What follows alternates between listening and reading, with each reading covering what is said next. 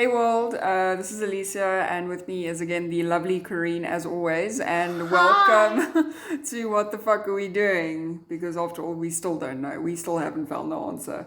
For tonight, Corrine is gonna do something for us. I have no fucking idea what she's doing. I just know it's like eerie, but other than that, no idea. So I'm gonna hand you guys over to my lovely co-host. There we go. Hi. Okay, so I don't know. I've always had a fascination with these types of things, and I also want to go and visit an abandoned hospital. Oh, you're fucking crazy. In South Africa, we only know about the one, and it's in Kempton Park. Yeah. And if we want to go, we need to go quickly because, demolishing is a thing that they want to do. Can I wait by the flagpole? No, man, don't be like that. I thought you loved me. No, I do love you, but I think I'm probably gonna get more, because both of us, we love this shit, batshit cuckoo for it. I mean, we can't get enough of it. But I think honestly, I would be more fucking scared if a bug flies in my direction than anything else. I'm gonna be like, bro, did you hear that fucking bug? Did you see that shit? That's gonna be me probably 95% of the time. But anyway. Okay, the thing is, because on this one, I don't know, it's eerie for me when I don't get a lot of history. I got a lot of history on this one, so that's good. But there's not a lot of history on the haunting and all those lovely things. Who basically occupies the space, if you Yeah. can put it like that. They can't really say who's who and why this person's haunting because they committed suicide in room what.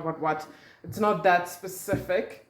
But tonight is on Manteno State Hospital in... Wait for it. in Kankakee. I don't know if I said that right. But it's the United States, obviously. Because, South Africa is not that interesting. Okay. So let's dive right into it, shall we? Okay, in the 1920s, a need for an additional... Oh, it's in Illinois.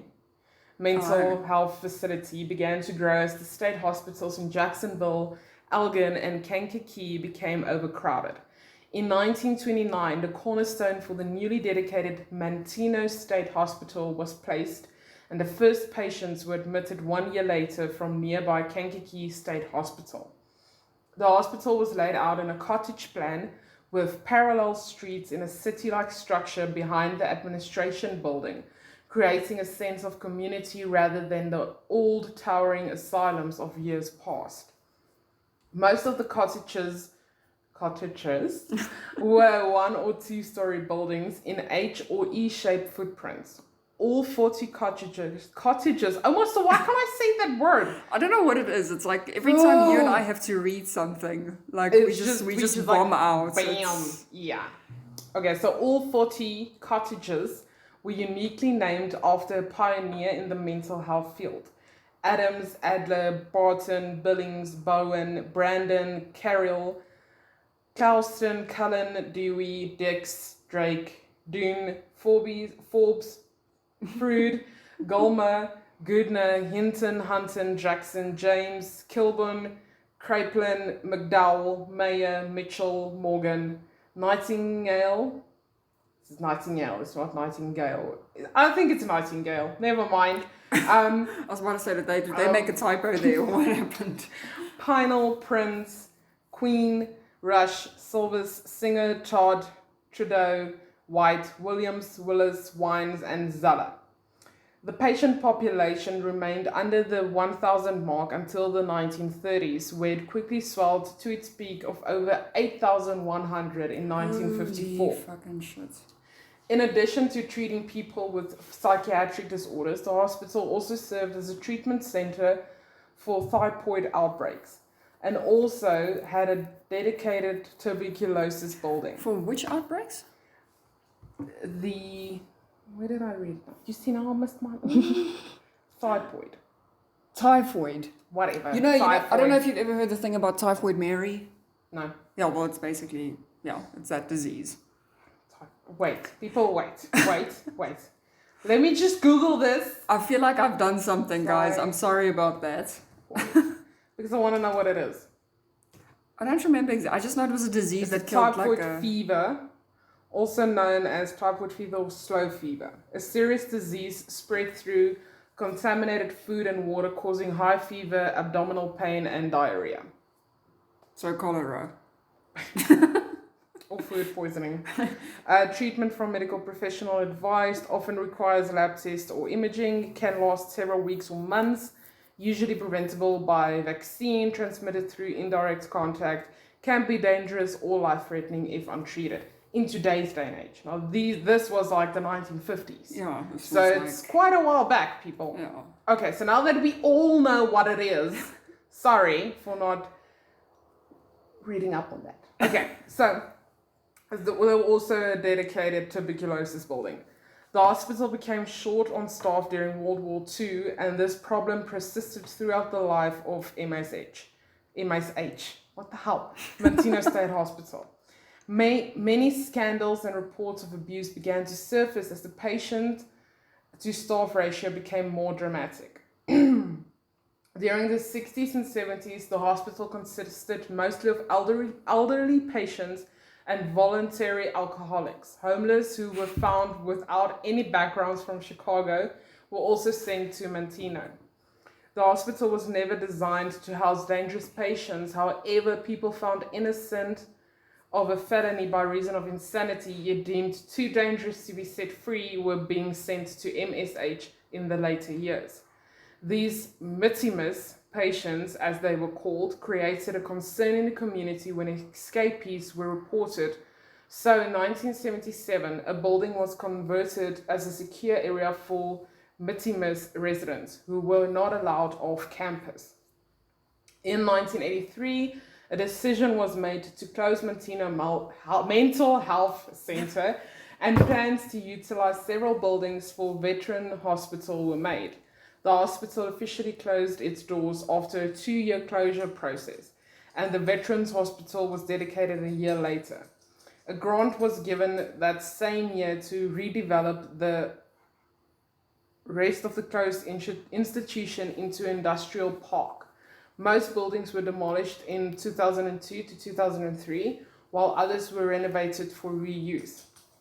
The administration building was remodeled and occupied by Homestar Bank, preserving many architectural details both inside and out.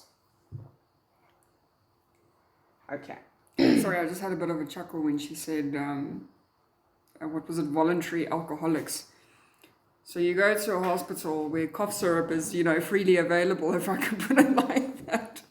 So you're not helping yourself. Sorry, I might be a bit judgmental, and if I'm offending anyone, sorry about that. I just thought that was funny.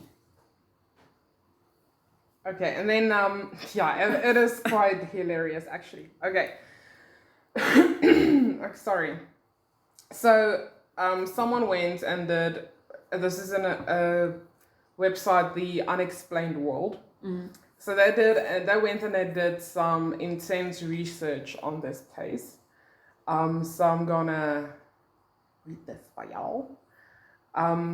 So many individuals in search of the paranormal who wander around the hallways and rooms of the buildings that are still standing have stated hearing voices, crying, screaming, etc.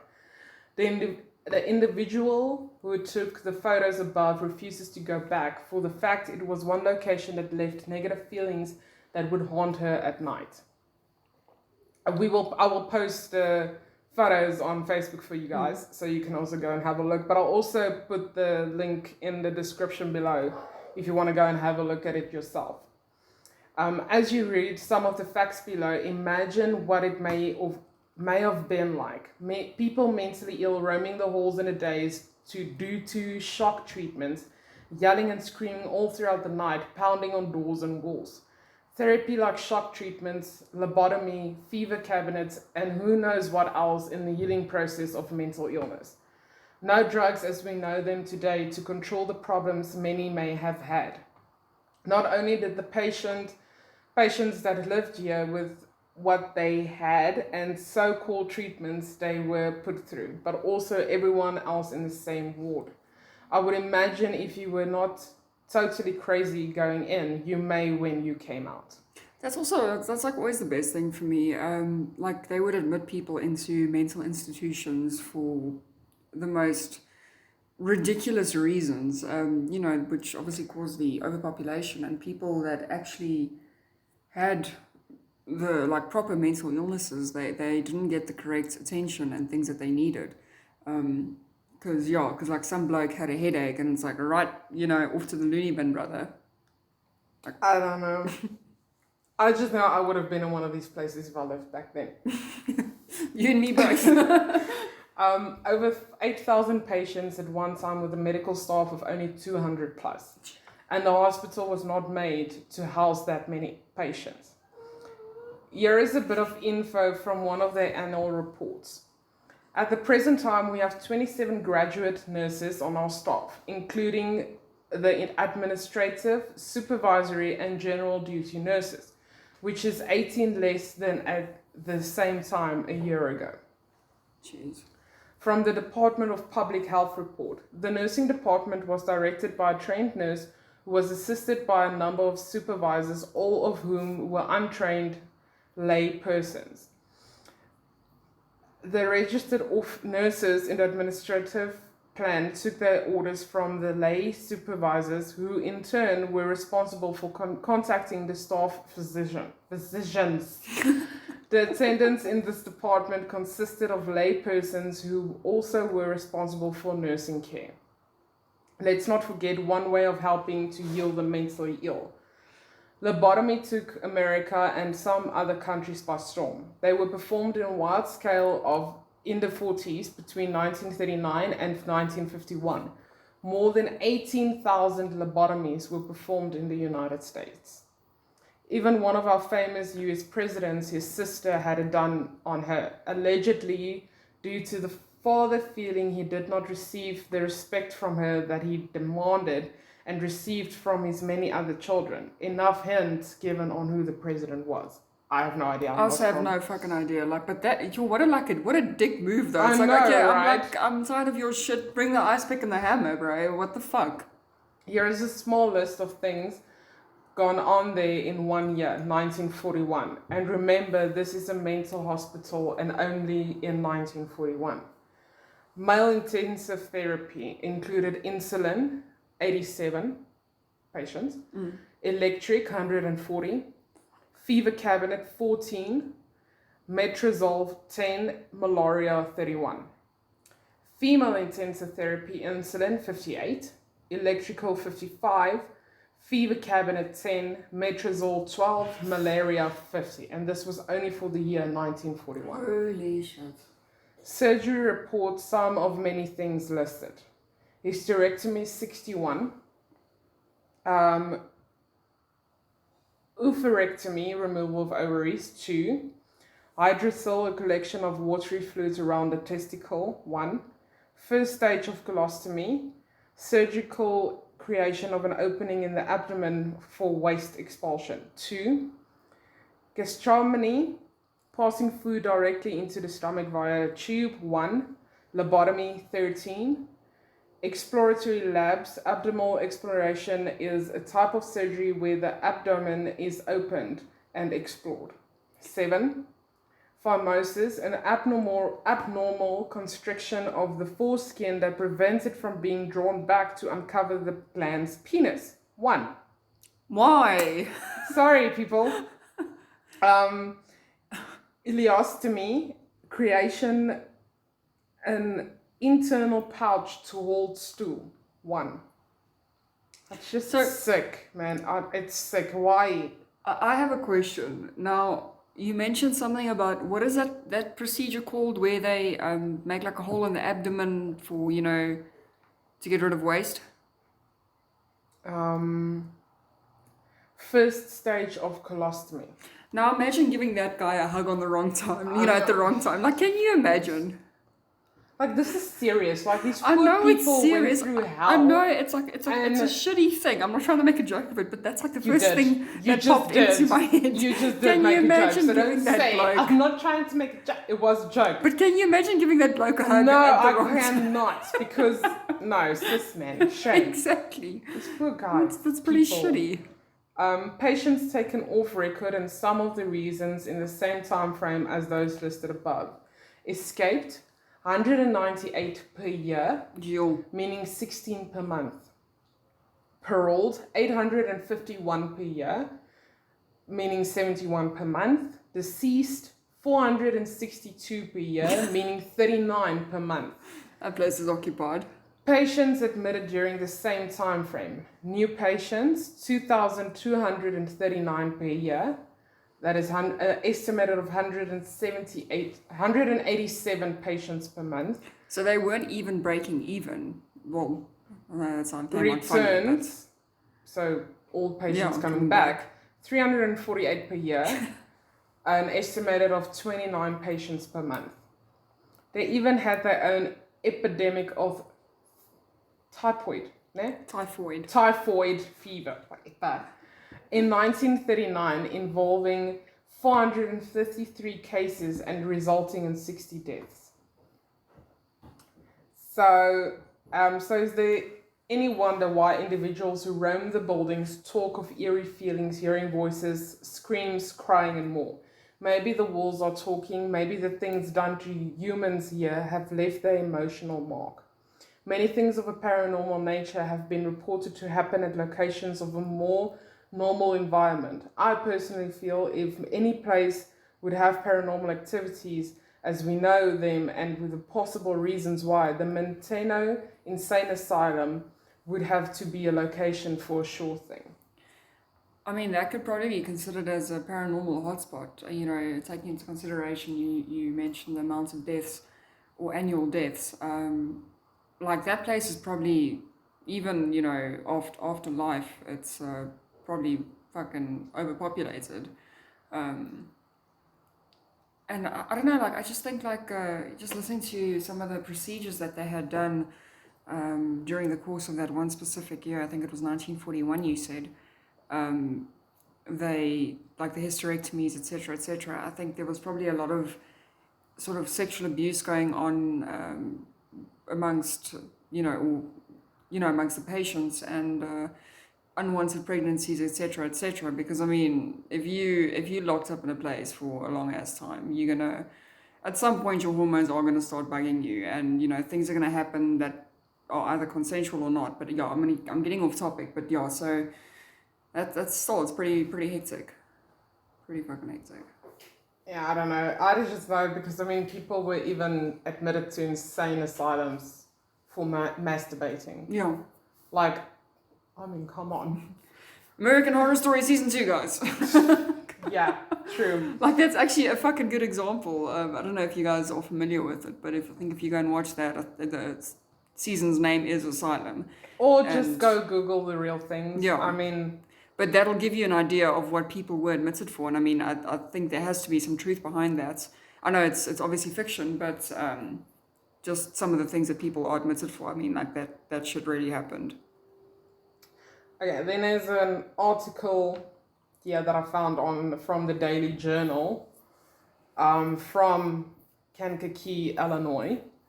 I can't see a date here. Anyway, okay, I'll put it in the link below, and then you guys can just go and read it for yourselves if you want to. It would be hard to find a place without a ghost or two of its own, said Dan Jungles, the founder and lead investigator for the Will County Ghost Hunters Society, and Chad Lewis, a well-known author, lecturer, and paranormal investigator of haunted locations across the Midwest. Lewis has made a career out of investigating ghost stories together with Terry Fisk. Lewis has written road guides to haunted locations in the Midwest and Florida, as well as a number of other books on unexplained phenomena.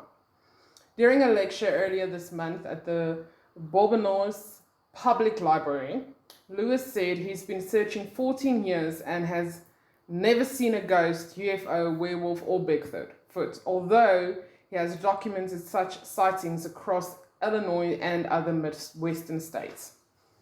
We have captured a lot of strange things, mists or fog, but nothing overly paranormal. That's what keeps me going. That's what keeps me going to places, Lewis said.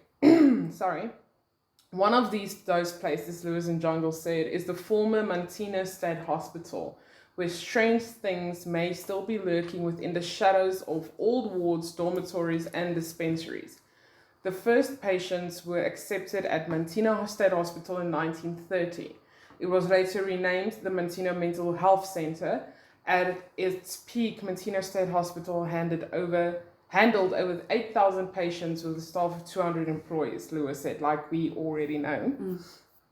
The facility closed in 1985. Since then, about half of the buildings have been demolished and replaced with new homes and large companies on the grounds of what is now known as the Illinois Watseka campus. We have been out there many times and have visited almost all the old buildings, said Jungles, who lives in Shorewood.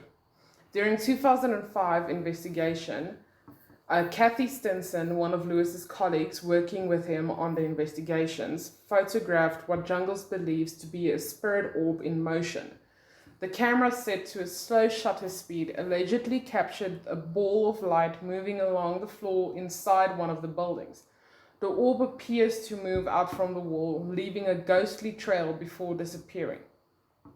6 months earlier, Stinson captured a phantom image while photographing a dark room, and then at the then defunct hospital.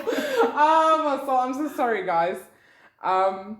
There was no one else in the room when this picture was taken, and there was no light source, Jungle said. There were several. Okay, I'm just gonna start this over again. There were several EVPs recorded at night as well. Jungle said EVPs, in the parlance of ghost hunters, is known as electronic voice phenomenon. One of the buildings which used to house the pharmacy was the most active spot at the center, Lewis said. But Lewis said there's evidence in eyewitness reports that the former occupants may still be roaming the grounds. Over the years, I have had many reports of people who entered the old buildings and saw nurses and doctors and even patients still dressed in their gowns, said Lewis. There have been reports of people hearing pages over a phantom intercom system and other strange experiences. In the late 1930s, a typhoid epidemic claimed 60 lives, an event Lewis feels that may have given birth to the stories that haunts the grounds. But he admits, when I was there, nothing out of the ordinary happened. And then other apparitions. Ghostly sightings of women in white have been reported from Will County. Legends tell of the ghost of a young girl seen standing at the north side of Creek Money Road near a railroad crossing.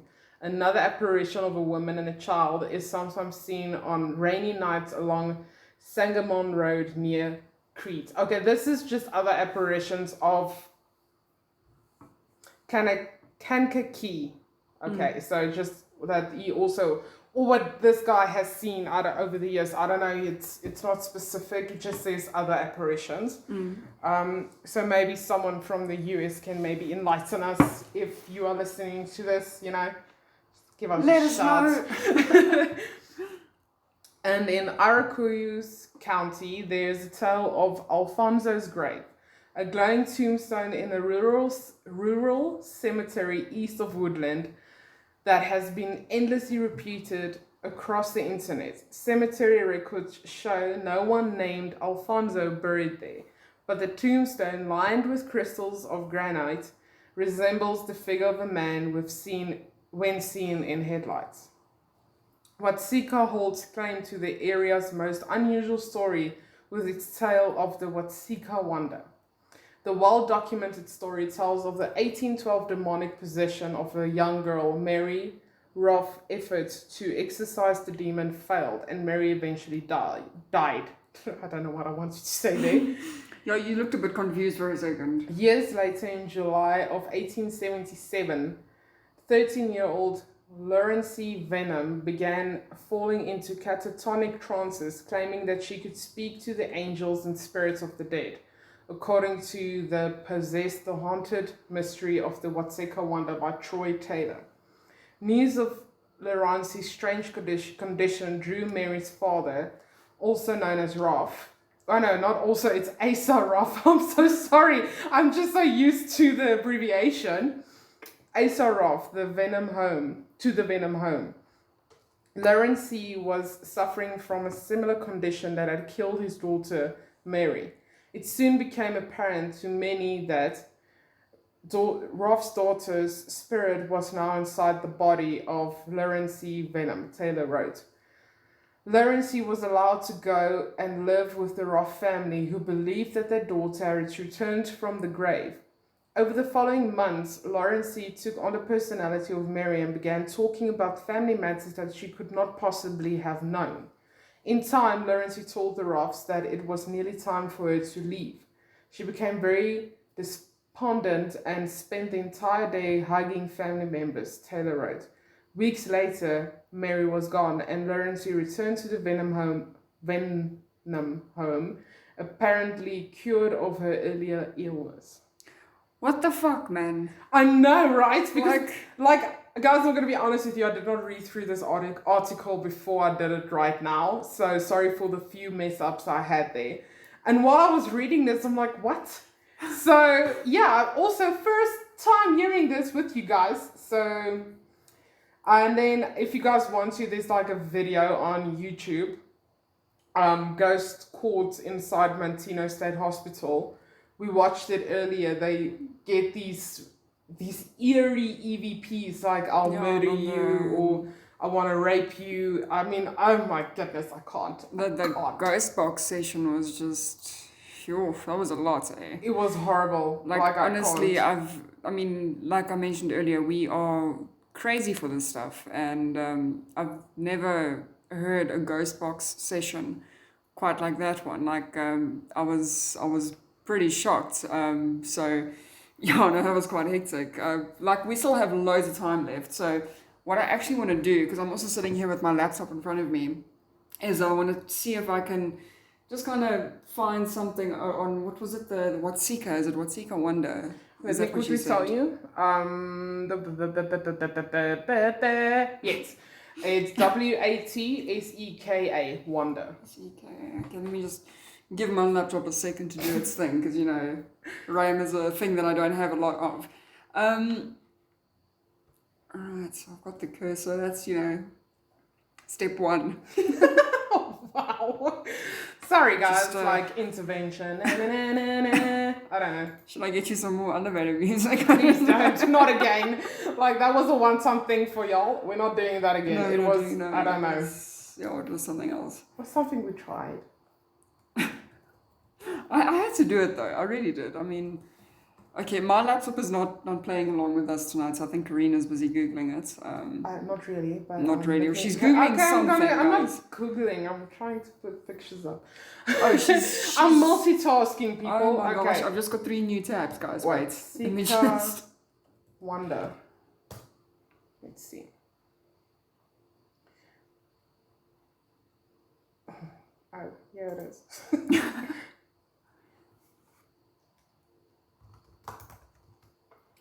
Okay, we're just waiting for internet. It's a lovely thing. It's so weird because like our internet is not actually slow. No, it's Like, not. not at I all. think it's sometimes when I want to go into these American Websites. it just takes a little while longer. Mm. Okay. Can I read for you what I've got here? No, please do. I'll also go and put this up if you guys want to go and read this. I'll put the link when I post everything later. What website are you on? So I just don't It is go to the same thing. American Hauntings Inc. Okay. Okay, the true story of the Watseka Wonder. In 1878, in a small town in Illinois. Okay, wait, let me just start that over because I completely buggered that up. Okay. In 1878, a small town in Illinois gained notoriety around the country as home to one of the strangest spirit possessions in American history. The story of what came to be known as the Watseka Wonder created a mystery that endures to this day. But what really happened in this enigmatic case, and how much of the mysterious story that has been told over the years about the spirit of one dead girl invading the body of a living one is truth and how much is fiction. Author Troy Taylor has spent years delving into the facts behind this chilling story, searching through dusty records, wandering through old graveyards, and visiting the sites associated with the case. This book, which is the first full-length non-fiction title to be written about the case since 1879, unveils the true facts behind what occurred in Watseka in the 1870s and allows the reader to judge for himself whether Lawrence Venom was truly possessed by the spirit of Mary Roth. This eye-opening and sometimes terrifying book is a must-have title for anyone with an interest in the mysterious and fascination with the unexplained. Discover the true story behind this infamous case and decide by yourself if you believe in the possibility of possession by spirits. You may not believe it now, but it's possible that you just might change your mind by the time you turn the last pages of this book. Okay, and then the book's name is The Possessed. The true story of the Watseka Wonder. It's basically the book's name. And then there's Can the Dead Return? And can they inhabit the bodies of the living? This is still part of this whole thing. The story of the Watseka Wonder officially began in 1877 when a young Illinois woman named Lawrence Venom began to suffer strange seizures and spells that caused her to lose consciousness for hours and even days at a time. During these trances, she claimed to communicate with the spirit world. After being examined by a number of doctors, it was suggested that she be sent away to an insane asylum. You see, there was nothing physically wrong with her, they said, so her symptoms could only be caused by insanity. But before Lawrence could be locked away, her family received a visitor, a man named Asa Roth, whose daughter Mary suffered from the same illness more than a decade before. Mary's life had been a chaotic one. Her spells and trances had started when she was an infant, and no doctor could ever find a reason for them. As she grew older, they allowed her to manifest clairvoyant abilities and speak to spirits. Or so she believed. Her family and doctors weren't convinced, and so Mary was sent to an asylum, where she died in July 1865. By the winter of 1878, Asa Roth had become a devout follower of spiritualism and believed that Mary had not been insane. She had been a gifted but misunderstood spirit medium. He begged the Venom family not to send Lawrence away. He believed that a spiritualist physician could alleviate her symptoms and save her from Mary Roth's grim fate. The Venoms agreed to try, and during a visit from Dr. E. Winchester Stevens, Lawrence entered a trance and became possessed by the spirit of a dead young woman who professed to be able to help her. When Lawrence regained consciousness, she seemed different, unlike her former self. When Dr. Stevens asked her to identify herself, she replied, "My name is Mary Roth." Soon it becomes obvious to the Roth and Venom families, as well as scores of local townspeople, neighbors, friends, relatives, and more, that Lawrence has somehow become a woman who died more than a dozen years earlier. She recognizes people that Mary knew, identified things that belonged to the dead girl, and knows intimate family secrets that there was other way. Family secrets that there was other way Lawrence could have known. It seemed impossible, but it was happening. For the next 5 months, Lawrence lived as Mary Roth in the Roth family home, possessed by a spirit. There was no logical explanation for how this could be happening, and yet it was Lawrence who Dr. Stevens would dub the Watseka Wonder, became the best documented paranormal event in American history. Author Troy Taylor, long fascinated with the story, presents the full-length account of the story since Dr. Stevens' own book, which was released in 1879, using archives, letters, and first-hand accounts from the era. He has explored the details of the story and presents the evidence for the reader to decide whether they want to believe in the impossible. This is a book not to be missed, and one that will have you turning the pages long into the night. And that is all she wrote. By the sounds of it. On this article, yes. I'm on another website here. It's called Morbidology. Also, of course, regarding this Watseka wonder. So basically, what it says here is the following.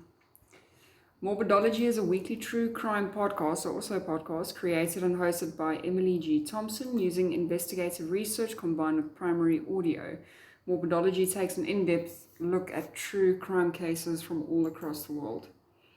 Okay, so in a rural farming town of Watseka, approximately 85 miles south of Chicago, Illinois, something otherworldly was going on between 1877 and 1878. It was there where the very first American possession was documented. When we think of possessions, we think of demonic spirits taking over a human body by force, and most often the results are terrifying. This case, however, is quite different than your average so-called possession. On the afternoon of 11 July 1877, 13-year-old Laurentia Venom complained to her mother that she felt ill. Moments later, she fell to the ground where she remained for the next 5 hours unconscious. That's fucking rude. Why don't they just help her up? I mean, come on, man. Who the hell wants to lay on the floor for 5 hours? Jeez. The following morning, exactly the same thing happened once again. However, this time, Laurentia started claiming that she had visited heaven, where she would speak to angels and spirits of the deceased. So, this is a quote. "I saw heaven and angels and a lot of other ghosts who talked to me," she said. Then there's a picture of her over here. So a couple of years beforehand, Laurentia's brother and sister perished. She saw them in heaven too, she reported. Sometimes these trances would last for hours, and Laurentia would speak in a different voice other than her regular voice, and speak of places that were far away, places she certainly hadn't visited. Apologies. See, this happens every time we read something. Not just me. Every time we read something out loud, shit hits the fan. At the time when the spiritualism movement was wildly popular, many people believed that Laurentia was manifesting mediumistic abilities during these trances. She was able to contact spirits and angels, many believed, while many physicians diagnosed her as being mentally ill and attempted to encourage her parents to send her to State Insane Asylum in Peoria. They refused. And then there's a picture here of Peoria Asylum, which doesn't look that bad, if I'm honest. But it looks fucking creepy, in today's day and age, I think. But yeah, there's like a nice little lake there. There's a bloke catching a fish or something. I don't know. Anyway, not the point. So asylums in that day and age were rife with abuse and offered zero treatment. In fact, many patients would be lucky to make it out alive, never mind make it out cured. The idea was to lock those who were deemed mentally ill away from the outside world and those who were deemed as quote-unquote normal. All right. As the trances became more frequent and more detailed, a man called Asa Roth, who also lived in Watseka, showed up at the Venom family residence. Asa told the Venom family about his own daughter, Mary Roth, who had suffered from something eerily similar to Laurentia and wanted to inspect Laurentia firsthand. Then there's a picture there of Mary Roth. The Venom family invited him into their home, and he had brought along a spiritualist, Dr. Winchester Stevens, who documented this very first meeting. He said that Laurentia was curled up on a chair, eyes staring, looking in every way like an old hag. Jeez, that's vivid. He detailed how she had called her father, "Jeez, old black dick," and her mother, "old granny." That's fucking rude. During this initial meeting, Laurentia hadn't introduced herself as Laurentia, but as Katrina Hogan, a 63-year-old woman from Germany. Sounds about right. Moments later, she claimed that she was actually a young boy called Willie Canning, who had recently perished and was now here because he wants, what? There must be an error here, because this says now here because he wants to me. Before they left, Laurentia snapped out of the trance and was able to communicate with the sane and happy mind of Laurentia Venom. Asa told the Venom family that Mary would often enter similar trance-like states in which she would take on the character of somebody else. She was possessed, they believed, and could recollect information about places she had never been and people she had never known. As she got older, the trances increased and in intensity and violence. For 18 months, she was kept in a quote-unquote water cure, but to no avail. Then there's a image here below of the water cure at Piero Asylum in the 50s. So it basically just looks like, if I can be blunt, it looks like bathtubs with people's heads sticking out of them, like wrapped in straitjackets. The bathtubs look like they're wrapped in straitjackets. Anyway, she soon developed a bizarre obsession with blood and took to applying leeches to her forehead. One morning, her father found her slicing open her arms with a knife from the kitchen.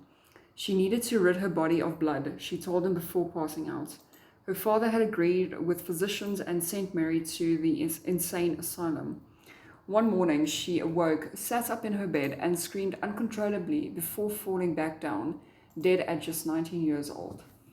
That's a pretty hectic way to go. Despite her death, Asa was adamant that Mary's spirit was still alive. Now, this is where the story becomes even more obscure. Following this meeting, another spirit came through, Laurentie, Mary Roth. While in one of her trances, Laurentie introduced herself as Mary, adding that she didn't recognize the name Laurentie. Her name was Mary, she contended. Furthermore, she didn't recognize the home she lived in or the family or her family members. She wanted to go home, she said. The Venom family contacted the Roth family once again to tell them that Laurentie was possessed by Mary. They immediately made their way to the Venom household. Although Laurentie had never met the rest of the family, she was able to identity each one, even identifying them by childhood nicknames. Quote unquote, here comes Ma and Nervy, she exclaimed with excitement. The Roth family continued to visit and interact with Laurentie, who they believed was genuinely Mary, just in another body. A couple of months later, the Venom family allowed the Roth family to take Laurentie to their home to see how she would behave and to see if she would regain her real identity. As the months passed, they hoped that Laurentie would snap out of it and transform back into her true identity, but to no avail. While they didn't want her to leave, Laurentie had been treating her own family like strangers, and they were desperate to get her back. Then there's an image here of the Roth family home. It looks something like, I don't know, like Amityville, but like way back when. Loads of trees. We'll place photos for you. As Laurentie and the Roth family jumped into the buggy, they passed by what was their old house, the house that Mary had grown up in, and the house the Roth family moved out following her death. Laurentie immediately became confused and asked why they weren't stopping there. Miraculously, the longer Laurentie stayed with the Roth family, the less frequent the trances were. She was able to recollect fond Roth family memories and recognized items inside the home as her own. She took much delight in playing the piano, something that Mary could do but Laurentie couldn't. Truly, our daughter was dead and had been restored to us, exclaimed the Roth family. After a couple of months' bliss, Laurentie told the family that it was time for her to leave. Kissing them all goodbye, she was increasingly upset. When she arrived back home to the Venom household, she recognized everybody straight away. Within days, Mary was gone for good, and Laurentie never fell into another trance again. The Venom family believed that the spirit of Mary had completely healed Laurentie's ailments. What happened in Watseka? Was Laurentie really possessed by the spirit of Mary, or was it some kind of elaborate hoax? Nobody can say for sure, but the Roth and Venom family certainly believed the possession to be genuine, as did those who witnessed it firsthand. And that's it on this article. It's quite hectic, man. Yeah, I don't know if I'll believe someone. I don't know. I might sound like a dick now, but I don't think I will believe someone if they come to me and like, so your daughter's possessed by my daughter that died like 20 years ago. I'll be like, yeah, no, my daughter's not gonna go live with you. Like, go and, fuck a tree or something. Yeah, Just leave. I'll have you arrested right now. But I mean, if that was like some sort of hoax, my question is just like, is just what would the two families be wanting to get out of the whole thing? It Exactly. There's doesn't really like, make sense to me. because I don't know, there's no doc. Well, we wouldn't know because maybe fame and fortune. I don't know. Possibly. I honestly don't know. And I mean, if these two people or these two families didn't know each other as they claimed, then why make a hoax about it? And to carry on one particular hoax for months, I mean, bro, that's some dedication. Yeah, Relationships like these days don't last that long. Exactly. To like to keep that facade up for months, but how could she even know things about the other family Yeah. that was not of public knowledge? And you know, just this is just for the skeptics out there. Like, if you're like, yo, it's not gonna, like me, because I'm just like, oh hell no. But I mean, how could she have known all the things that she knew? It's just, everything is just like kind of too coincidental, if you ask me. I don't know, I know some people don't believe in coincidences, but this is just, I don't know, it's like really out there, hey? To be so specific, and I mean, like they said, this girl Mary was able to play the piano, but Laurentie wasn't, and all of a sudden she had a fondness of playing piano. I mean, I think my whole family would be shocked if I all of a sudden just sat down in front of a piano and started playing. I don't know. I think my mom will like smack me with a broom or something. Like, how long have you been known to do this? I'm like, I don't know. It just happened. I don't know. I just got the urge, woman. Leave me alone. You know. Something like that. Yes.